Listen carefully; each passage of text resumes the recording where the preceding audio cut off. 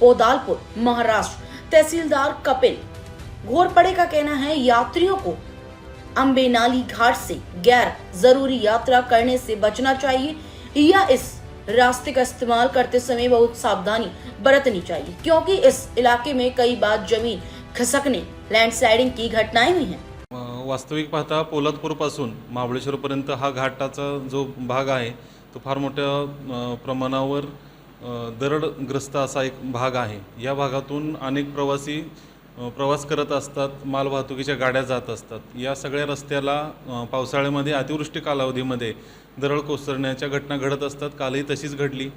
या रस्त्याचं काम MSIDC या यंत्रणेमार्फत करण्यात येत आहे। सदर यंत्रणेच्या यंत्रसामुग्री सदर रस्त्यावर लागून आहे। त्या यंत्रामार्फत आम्ही लगेच तात्काळ कारवाई करून ते काढण्याचं काम करत असतो। पण आम्ही नागरिकांना असं आवाहन करतो की पावसाळ्यामध्ये अतिवृष्टी कालावधीमध्ये आपण या रस्त्याने प्रवास करताना काळजी घ्यावी किंवा शक्य असेल तर प्रवास टाळावा। तसेच आपणास कोणतीही घटना नजरेस आली की बाबा या कोणत्याही ठिकाणी दरड कोसळण्याची शक्यता आहे, अशा पद्धतीने जर आपल्याला माहिती मिळाली तर तशी प्रशासनाला आपण माहिती द्यावी।